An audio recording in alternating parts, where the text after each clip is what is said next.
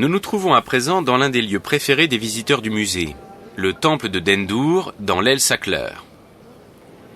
Les murs du temple et le portail sont ornés de reliefs qui représentent le pharaon faisant des offrandes aux dieux.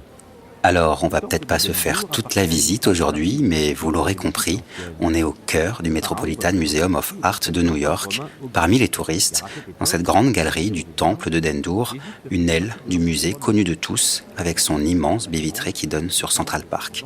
Construit il y a 2000 ans sur les rives du Nil, le temple dédié à la déesse Isis a été ramené par bateau dans les années 60 et remonté ici, pierre par pierre, dans cette salle immense, tout spécialement construite pour lui.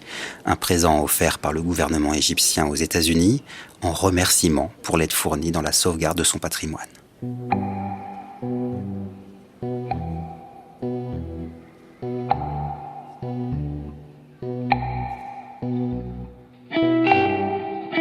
Mais autour de ce joyau de la civilisation égyptienne, il y a aussi une autre histoire de cadeau. Une histoire qui concerne la famille Sackler, notre famille de milliardaires américains, aujourd'hui accusés d'avoir provoqué la crise des opioïdes aux États-Unis. Car les Sackler, en plus d'être les redoutables commerciaux qui ont inondé le marché avec leur antidouleur hyper addictif, sont aussi des esthètes, figurez-vous. Et cette magnifique aile du Metropolitan Museum, ce sont eux qui l'ont financée. En 1974, ils ont donné 3,5 millions de dollars pour la construire. Depuis, elle porte leur nom, l'El Sackler.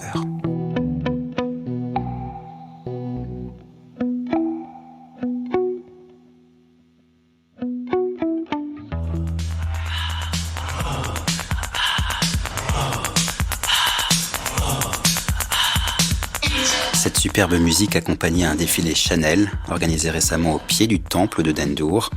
L'El Sackler est en effet devenu un lieu archi-prestigieux qui accueille dîners et événements exceptionnels. D'ailleurs, la famille de milliardaires l'a elle-même utilisé à plusieurs reprises pour ses propres soirées privées. Mortimer, l'un des frères fondateurs de Purdue Pharma, est peut-être le membre le plus extraverti de la famille et a organisé 2 de ses anniversaires dans les années 80. J'ai retrouvé une photo d'une de ces fêtes, publiée dans les pages People du New York Post. On y voit une mannequin de l'époque posée à côté d'un énorme gâteau en forme de sarcophage. Enfin, un sarcophage d'un genre particulier.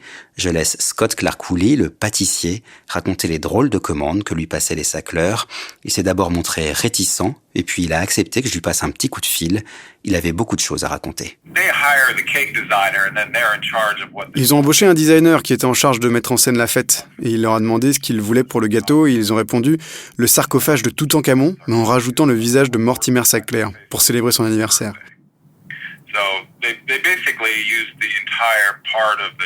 Ils ont utilisé toute la grande salle du temple de Dendur pour la cérémonie. Le gâteau était prévu pour 500 personnes, mais il y avait beaucoup plus de monde que ça. Ça se comptait en milliers. Et ils ont fait appel à l'un des meilleurs traiteurs de New York.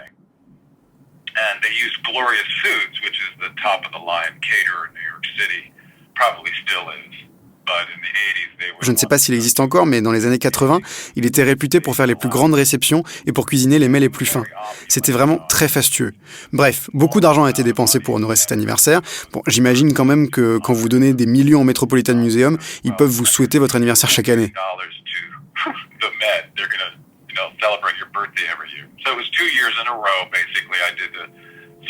Les fêtes de Mortimer Sackler ont eu lieu 2 années de suite. J'ai fait donc le sarcophage et l'année suivante, un gâteau en forme de sphinx. Et pour ce gâteau-là, j'ai dû aussi imaginer le plateau, qui était assez élaboré en fait.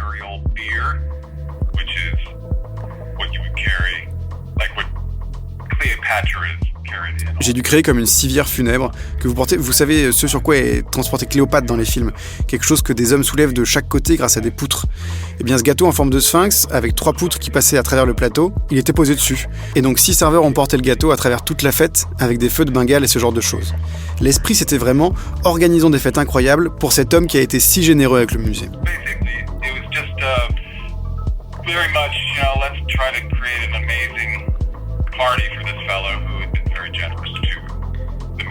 Cet intérêt pour le monde de l'art, c'est Arthur, le patriarche, celui qui a révolutionné la publicité médicale, qu'il a insufflé en premier dans la famille. Avec les gains amassés grâce au Valium notamment, il achète tous les objets d'art qu'il trouve et devient un spécialiste de l'art antique chinois. C'est même une obsession, racontent les observateurs, et comme on ne fait jamais rien à moitié chez les Sackler, Arthur finit par posséder l'une des collections privées les plus importantes du monde en la matière, qu'il stocke non pas chez lui, mais dans une aile privée du Metropolitan Museum, tout simplement.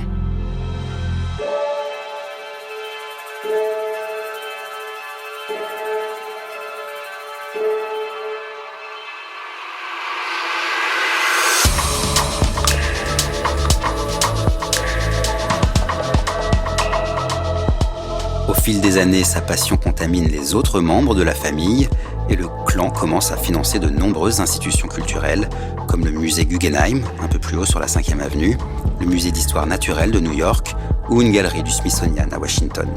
Leur largesse dépasse vite les frontières, ils soutiennent par exemple la Tate Modern et la Royal Academy de Londres, le Louvre à Paris et le musée d'art contemporain de Bordeaux.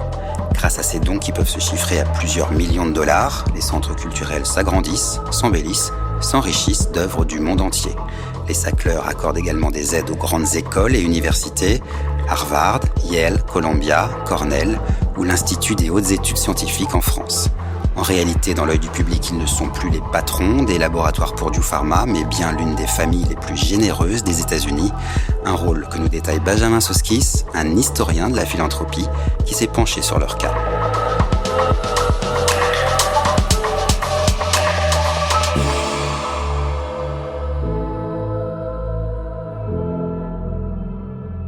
The Sackler family was, I think, one of the most public. La famille Sackler est l'une des familles de philanthropes les plus connues des États-Unis depuis plusieurs décennies.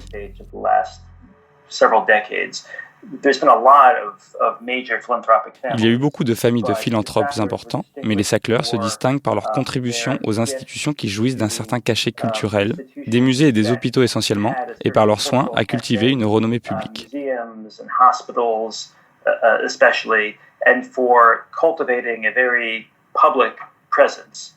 Almost the vast majority of Sackler gifts were named. La plupart des dons des Sackler sont des donations sponsorisées, c'est-à-dire que leur nom est accolé à l'institution à laquelle ils donnent. Si vous habitez une grande ville américaine, que vous fréquentez les musées ou que vous avez dû aller à l'hôpital, il y a de grandes chances pour que vous soyez déjà tombé sur leur nom.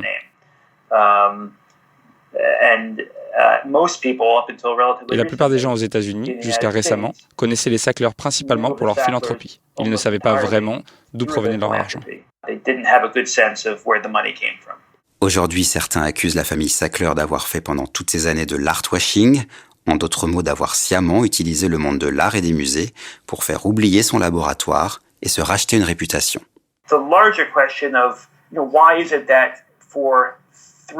La vraie question, c'est de savoir pourquoi, pendant au moins 30 ans, nous sommes passés devant des institutions qui portaient haut le nom des Sackler, alors que la crise des opioïdes prenait de l'ampleur.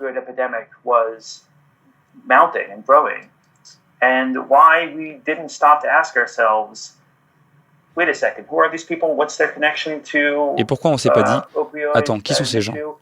Quel est leur lien avec les opioïdes ? Est-ce un problème ?» Ce genre de questions n'a émergé que récemment. Une fois qu'elles ont été posées, cela a été très vite.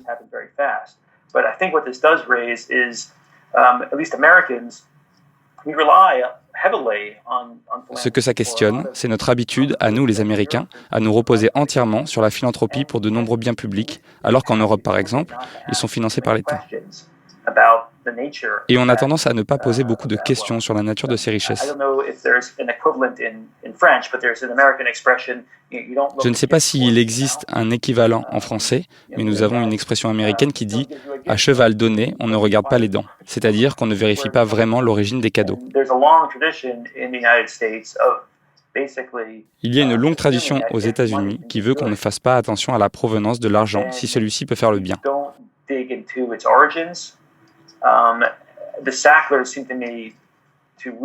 Le cas des Sackler montre que nous avons besoin de remettre en question cette théorie. Je pense que leur chute est tellement grande qu'elle va forcer les Américains à reconsidérer entièrement leur relation à la philanthropie. Auparavant, ça se résumait à de la richesse accumulée, aucune question posée, et on est reconnaissant quand l'argent est distribué.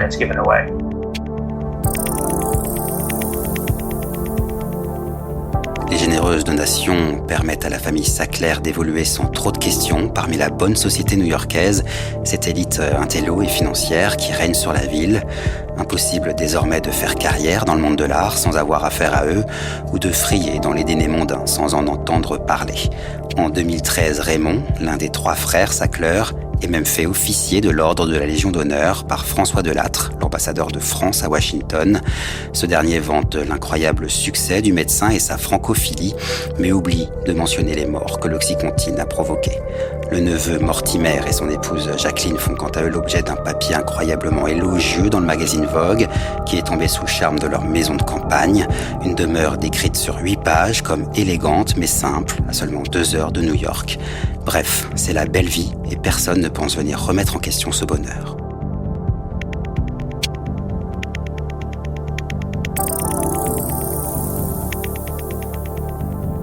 Personne, sauf la photographe Nan Goldin.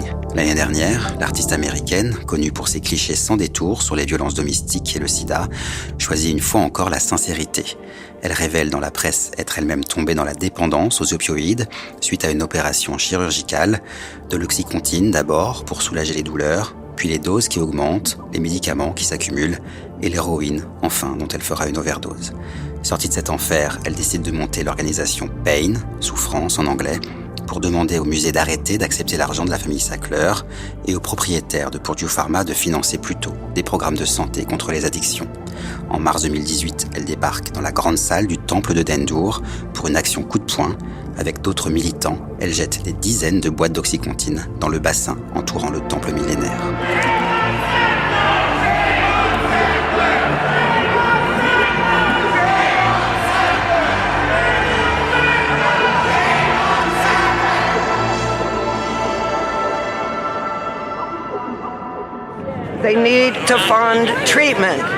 On a besoin de financement pour les traitements.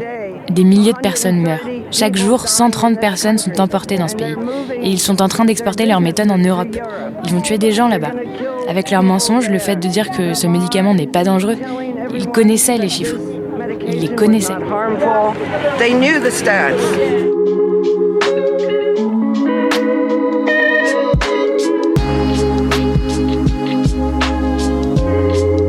La mobilisation finit par payer. En mars 2019, la National Portrait Gallery de Londres annonce qu'elle refuse la donation d'1 million de livres promise par la famille Sackler. Le musée est suivi par des prises de position similaires de la part de la Tate Modern, du musée Guggenheim à New York, du musée juif à Berlin, puis du Metropolitan Museum of Art et du Louvre à Paris, qui débaptisent même les salles financées grâce à l'argent des Sackler. Le mouvement s'accompagne depuis d'une pression médiatique et judiciaire inédite contre la famille, mais les milliardaires évidemment ne se laissent pas faire. C'est ce que nous verrons dans le prochain épisode de ce podcast.